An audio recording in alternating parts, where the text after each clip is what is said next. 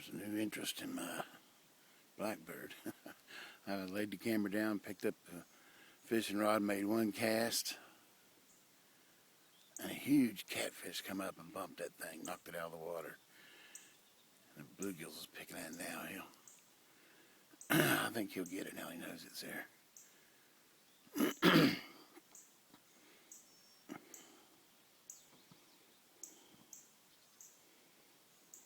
Bluegill.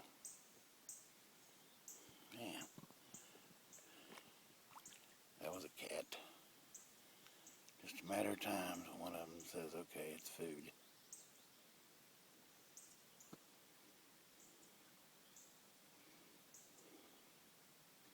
There's a grass carp. If y'all can see that or not. He thought he'd come up and check it out. There's a cat under it.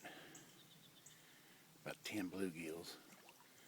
And the cat took it down but let go. One will eventually.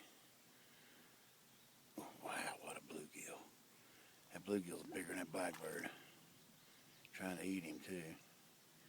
I mean, that's a big bluegill. Son.